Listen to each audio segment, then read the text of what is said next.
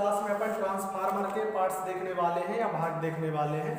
पिछली जो क्लास हुई थी उसमें अपन ने ट्रांसफार्मर के बारे में परिचय देख लिया था, ठीक, कुछ बेसिक जानकारी देख ली थी कि जो ट्रांसफार्मर है वह कैसे काम करता है, कौन से सिद्धांत पे कार्य करता है, और आज हमको क्या करना है उसके पार्ट्स के बारे में समझना है, ठीक।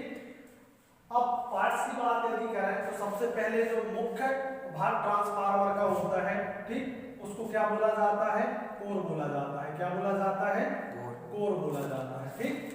सबसे ज्यादा क्वेश्चन पूछे जाते हैं कोर से। इससे कौन कौन से क्वेश्चन बनते हैं वह हम आपको लिखवा रहे हैं, ठीक, और उनको समझाने की कोशिश करेंगे, ठीक। अपन ने जब बहुत सारे पेपरों का एनालिसिस किया तो उसमें कोर से बहुत ज्यादा हमको क्वेश्चन देखने के लिए मिले, ठीक। सबसे पहले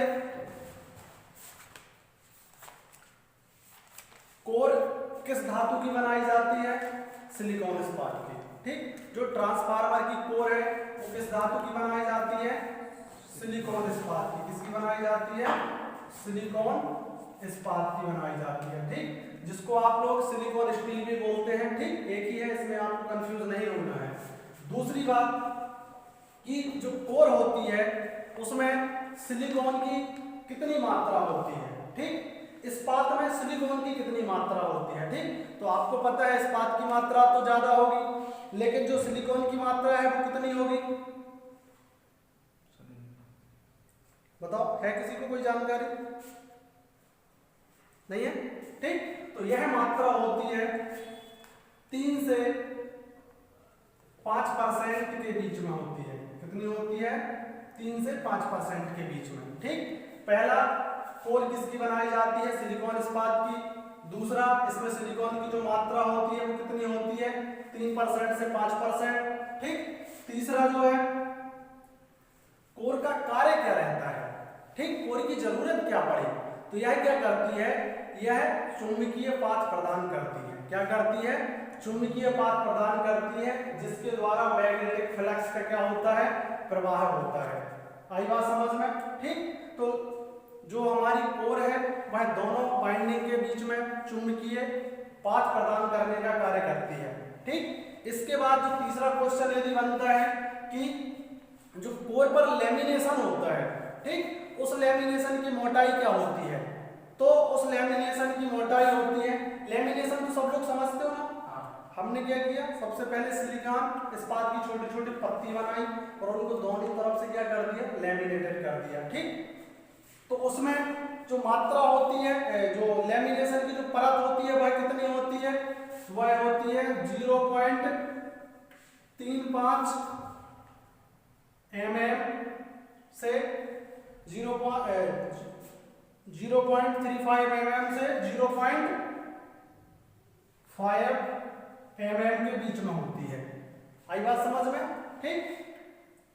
जो आपकी कोर है उसमें जो लेमिनेशन चढ़ाया जाता है उसकी मोटाई 0.3 mm से 0.5 mm के बीच में होती है, ठीक। आई बात समझ में, ठीक। अब आपका क्वेश्चन ये बनता है कि सर जो लेमिनेशन है हम क्यों करते हैं कोर पर, ठीक। तो जो लेमिनेशन किया जाता है वह क्या किया जाता है? एडी करंट लॉस और हिस्टैरिसीस लॉस को कम करने के लिए, ठीक। जो कोर होती है वह सिलिकॉन इस्पात की बनाई जाती है, उसमें 2 प्रकार के लॉस होते हैं, एक होता है एडी करंट लॉस और एक होता है हिस्टैरिसीस लॉस। उन दोनों को कम करने के लिए क्या किया जाता है? लेमिनेशन किया जाता है। लेमिनेशन की मोटाई 0.35 mm से 0.5 mm के बीच में होती है। आई बात समझ में, ठीक। अब इसके बाद यदि हम बात करें कि हम इस कोर में सिलिकॉन इस्पात का यूज क्यों करते हैं, दूसरी धातु का यूज क्यों नहीं करते, तो जो सिलिकॉन इस्पात होती है यह क्या करती है? इसमें उच्च परमिएबिलिटी व हिस्टैरिसीस का गुण होता है। आई बात समझ में, इसमें उच्च परमिएबिलिटी व कम हिस्टैरिसीस का गुण होता है, ठीक। मतलब इसमें जो लॉस होता है विद्युत का सबसे कम होता है। आई बात समझ में, और हम वही कोर के रूप में धातु यूज करेंगे जिसमें कि लॉस क्या हो? सबसे कम हो। आई बात समझ में। तो इतने क्वेश्चन आपके किससे बनते हैं? कोर से बनते हैं, ठीक। किस धातु की होती है, कार्य क्या होता है, लेमिनेशन क्या होता है, सिलिकॉन कितना मिलाया जाता है, ठीक। आप बोलोगे कि कोर कहाँ पर स्थापित होती है, तो कोर ट्रांसफार्मर के मध्य में जो मुख्य टैंक होता है उसमें स्थापित होती है। आई बात समझ में। और यह हमेशा ध्यान रखना है कि यह आपको सिलिकॉन इस्पात की छोटी छोटी पत्तियों से मिलकर बनाई जाती है।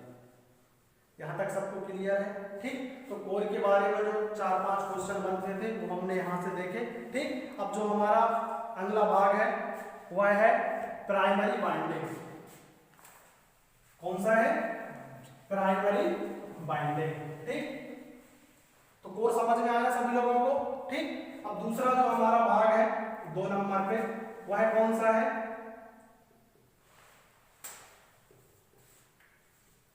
Primary binding. ठीक।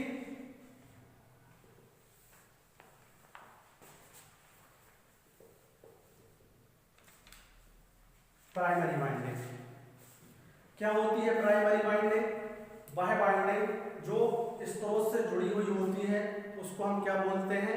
प्राइमरी बाइंडिंग बोलते हैं। ठीक। दूसरे शब्दों में आप ऐसा भी बोल सकते हैं कि हम ट्रांसफार्मर को जहां से इनपुट प्रदान करते हैं वह क्या होती है? प्राइमरी बाइंडिंग होती है। आई बात समझ में? ठीक।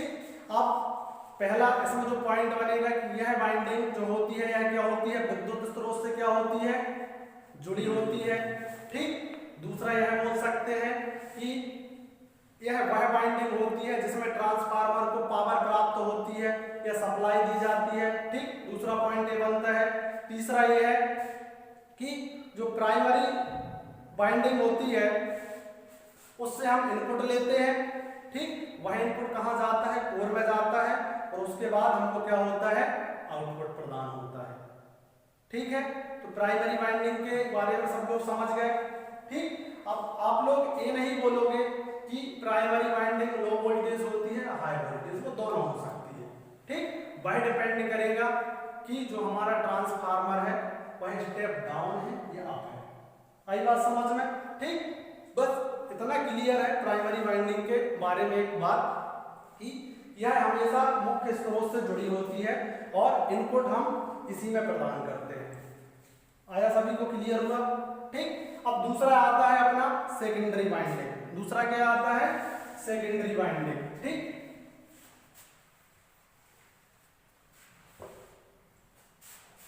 जो अपना तीसरा भाग है उसको अपन क्या बोलते हैं?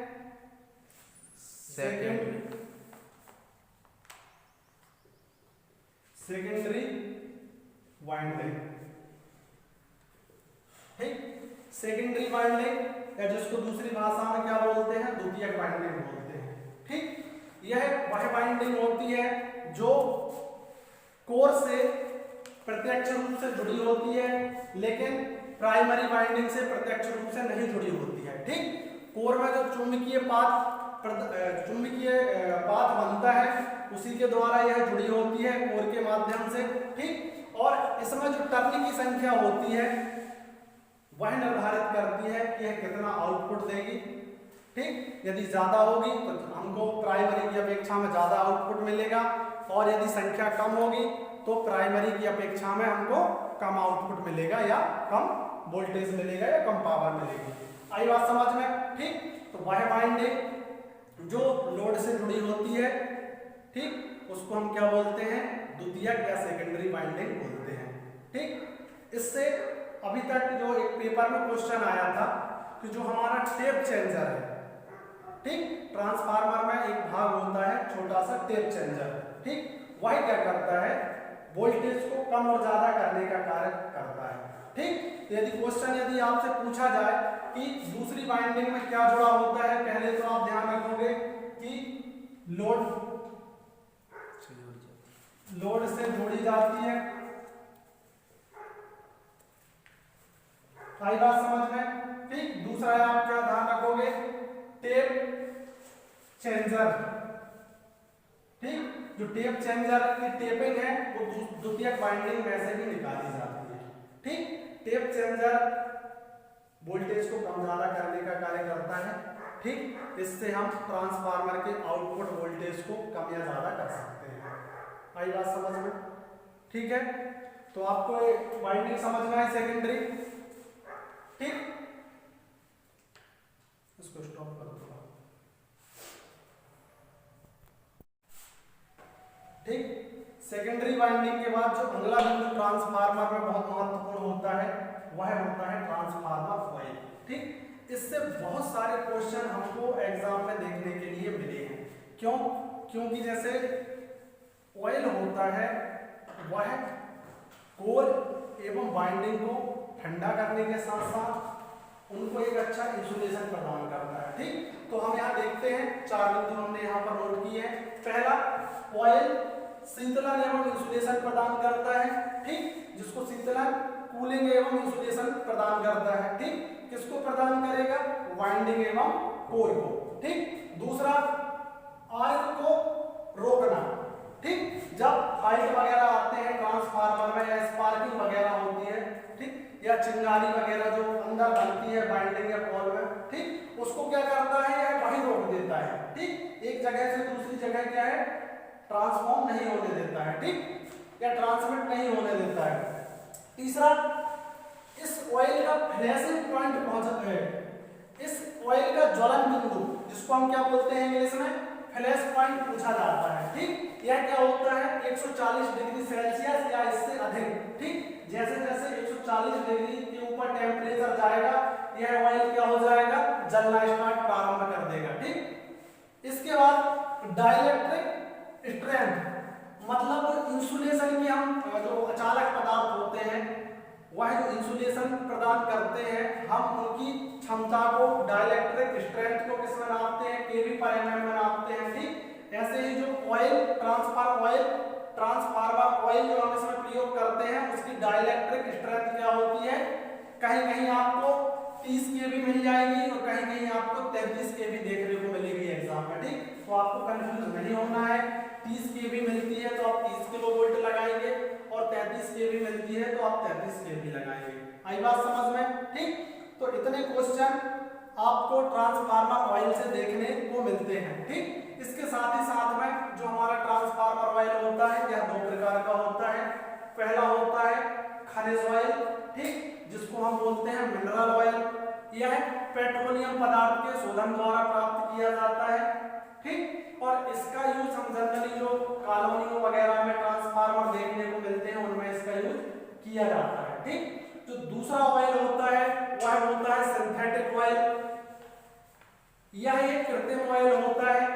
ठीक, और इसका यह थोड़ा सा क्या है? महंगा होता है, इसलिए इसका यूज बहुत कम जगह किया जाता है। जैसे कि जो अंडरग्राउंड सुरंग वगैरह होती है, खदान वगैरह में जो ट्रांसफार्मर रखे जाते हैं जिनका रिप्लेसमेंट या मेंटेनेंस बहुत कम होता है, वहां पर क्या है? इसका यूज किया जाता है। किसका? सिंथेटिक ऑयल का। ठीक, अब बाहर हो गया क्या उससे? अब जो अगला भाग है आपका वह है मुख्य टैंक। क्या है? मुख्य टैंक।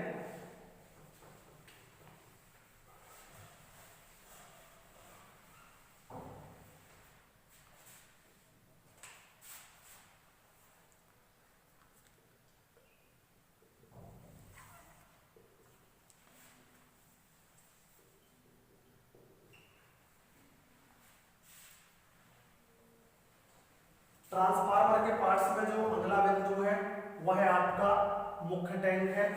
ठीक, यह टैंक ऑयल से भरा हुआ होता है। इसके मध्य भाग में कोर एवं वाइंडिंग को क्या करते हैं? व्यवस्थित तरीके से लगाते हैं और इसमें ऑयल पूरा भरा हुआ होता है। ठीक, और इसी मुख्य टैंक से हमारे विभिन्न ट्रांसफार्मर के भाग जुड़े होते हैं। जैसे साइड में रेडिएटर हो गए, ठीक, ऊपर जो हमारे टर्मिनल वगैरह हैं और जो नीचे हमारा बेस रहता है वह सब इसी मुख्य टैंक से जुड़ा हुआ होता है। इस मुख्य टैंक में आपको 3 चीजें ध्यान रखना है। क्या क्या होता है? ट्रांसफार्मर ऑयल, ट्रांसफार्मर वाइंडिंग और ट्रांसफार्मर कोर को इसमें स्थापित किया जाता है। ठीक, इसके बाद हम जो अगला बिंदु है उसको देखते हैं। ठीक, जो हमारा अगला बिंदु है ट्रांसफार्मर के पार्ट्स में, ठीक, जो अगला बिंदु है वह क्या है? Tap changer. ठीक, क्या है? Tap tape changer. ठीक, आप लोगों ने, सभी लोगों ने पंखे का रेगुलेटर देखा होगा। ठीक, जैसे ही आप रेगुलेटर का यूज करते हैं आपका पंखा क्या हो जाता है, तेज हो जाता है। ठीक, वैसे ही जो हमारा पावर ट्रांसफार्मर होता है, पावर ट्रांसफार्मर वह होता है जो सब स्टेशन में रखा होता है। आई बात समझ में? ठीक, जो कि 33/11 स्टेप डाउन प्रकार का जनरली हम देखने को मिलता है। ठीक, और अधिक भी होता है जो 132 वाले सब स्टेशन में रखे होते हैं या 220 वाले सब स्टेशन में रखे होते हैं। ठीक, तो उनमें क्या लगा होता है, उसकी सेकेंडरी वाइंडिंग में टेप चेंजर लगा होता है। ठीक, इसके द्वारा हम जो आउटपुट हमें प्राप्त होता है उसमें हम वोल्टेज को क्या कर सकते हैं, कम ज्यादा कर सकते हैं। तो टेप चेंजर समझ में आया। ठीक, इसके द्वारा आप ट्रांसफार्मर में जो आउटपुट वोल्टेज प्राप्त होता है उसको कम या ज्यादा करने का कार्य करते हैं। ठीक, अब आप लोगों के मन में ये सवाल आता होगा कि हमको कम या ज्यादा करने की जरूरत क्या पड़ रही होगी। तो जैसे ठंड आती है तो हमारा जो शहर या सिटी या ग्रामीण का लोड क्या हो जाता है, कम हो जाता है। ठीक, लेकिन जैसे ही गर्मी आती है तो पंखे, कूलर और मोटर वगैरह की वजह से लोड ज्यादा हो जाता है, और लोड ज्यादा होने की वजह से क्या होता है, वोल्टेज सभी लोगों के पास क्या होता है, कम पहुंचता है। ठीक, तो उस वोल्टेज की पूर्ति करने के लिए हमें किसकी जरूरत पड़ती है, टेप चेंजर की।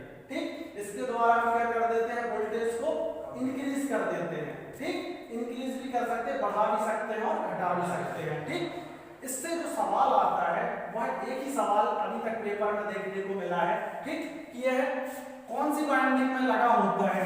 ठीक, तो आपको इस चीज का ध्यान रखना है, कौन सी वाइंडिंग में लगा होता है, सेकेंडरी वाइंडिंग में लगा होता है। कौन सी वाइंडिंग में लगा होता है, सेकेंडरी वाइंडिंग में लगा होता है। ठीक, अब इसमें कंफ्यूज नहीं होना है। यदि वो आपसे पूछ ले कि कौन सी वाइंडिंग में नहीं लगा होता है तो आपको ये नहीं कि आप वहां सेकेंडरी लगा के चले आओ, आपका आंसर क्या हो जाएगा, कौन सी वाइंडिंग में नहीं लगा होता है, तो आपका आंसर क्या होगा, प्राइमरी वाइंडिंग में नहीं लगा होता है। ठीक, जो 2017 में एक एग्जाम हुआ था बीके फैक्ट्री का था, उसमें हमने क्या किया था, यही पूछ लिया था कि टेप चेंजर किस वाइंडिंग में नहीं लगा होता है, और पूरे बच्चे सेकेंडरी, मैक्सिमम बच्चे सेकेंडरी वाइंडिंग में लगा के चले आए। ठीक, तो थोड़ा सा आपको यही भी देखना है। ठीक, इसके बाद अगला क्या है, जो हमारा अगला बिंदु है ट्रांसफार्मर के भाग में। ठीक, यह बहुत ही ज्यादा पूछा जाने वाला बिंदु है। ठीक, जैसे हमारे शरीर में क्या होते हैं, फेफड़े होते हैं। ठीक, वैसे ही यह ट्रांसफार्मर के फेफड़ों के जैसे कार्य करता है। ठीक, अब उसका नाम कंजर्वेटर क्या है, कंजर्वेटर। आई बात समझ में, कंजर्वेटर। जो कंजर्वेटर है यह ट्रांसफार्मर में मुख्य टैंक के ऊपर व्यवस्थित तरीके से लगाया जाता है। ठीक, यदि पेपर में आता है कि कंजर्वेटर कहां जुड़ा होता है तो आप बताओगे कि कंजर्वेटर मुख्य टैंक से जुड़ा होता है। ठीक, दूसरा, पहला क्या आ गया है, मुख्य टैंक से जुड़ा होता है, मुख्य टैंक से जुड़ा होता है। ठीक, दूसरा, इसमें ऑयल कितना भरा हुआ होता है। ठीक, तो इसमें आप बताओगे कि इसमें ऑयल कितना भरा हुआ होता है, आधा ऑयल भरा होता है। क्या बताओगे, आधा ऑयल भरा होता है। ठीक, इसमें और क्या लगा होता है, तो आप इसमें बताओगे कि इसमें ऑयल गैस लगा होता है। क्या लगा होता है, ऑयल गैस लगा होता है, जो क्या करता है, हमें बताता है कि उसमें कंजर्वेटर में ऑयल की मात्रा कितनी है। ठीक, यह एक पारदर्शी प्रकार का गैस होता है। ठीक, इसके बाद तीसरा, यह कार्य क्या करता है। ठीक, तो यह क्या करता है, यह ऑयल के प्रसार का कार्य करता है।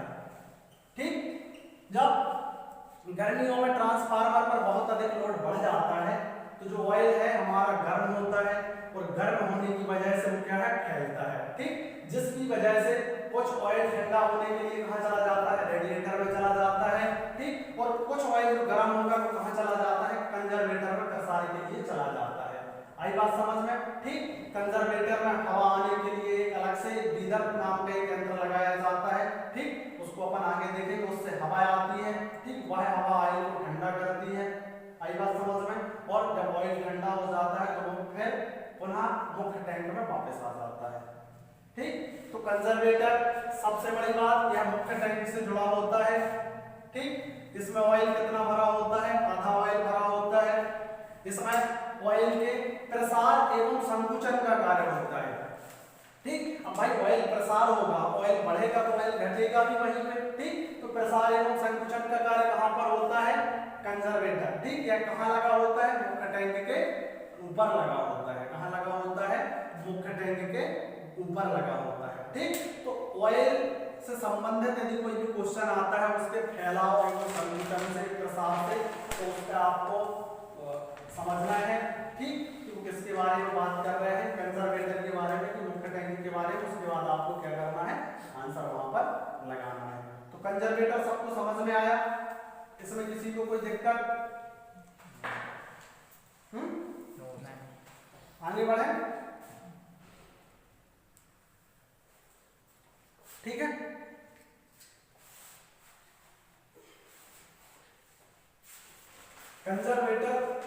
कंजर्वेटर के बाद जो हमारा अगला,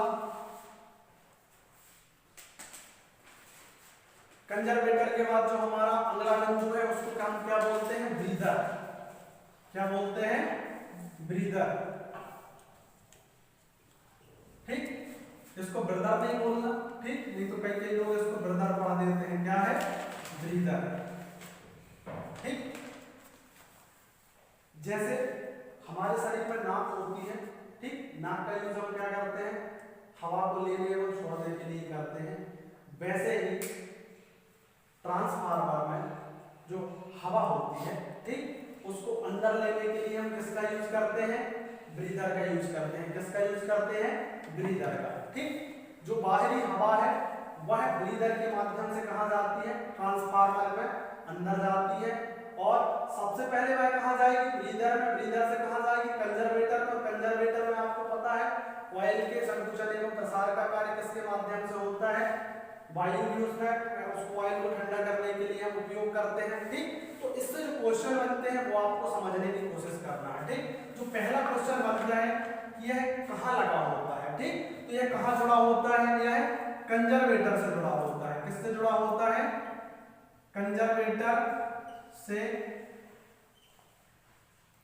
कंजर्वेटर से जुड़ा होता है, ठीक। किससे जुड़ा होता है, कंजर्वेटर से जुड़ा होता है, ठीक। दूसरा, इसमें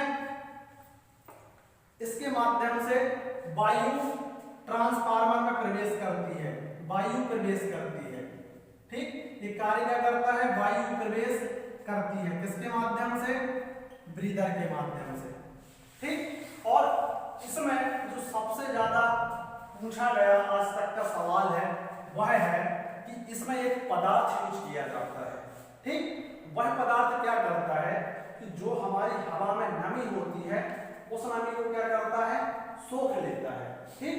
सोखने के बाद वह ड्राई हवा, ड्राई मतलब सूखी हवा को कहां जाने देता है, ट्रांसफार्मर के अंदर जाने देता है, ठीक। अब आप लोग बोलोगे कि सर सूखी हवा की क्या जरूरत है, सूखी हवा की यह जरूरत है यदि जो हवा होती है, आप लोगों ने देखा कि जो बरसात के सीजन में हवा होती है उसमें क्या होती है, थोड़ी थोड़ी नमी होती है, ठीक। आप लोगों ने यह चीज भी नोटिस की होगी कि जब बरसात में पानी गिरता है उसके बाद जो हवा चलती है तो उसके हमारे कपड़ों में भी क्या आ जाती है, थोड़ी थोड़ी नमी आ जाती है, ठीक।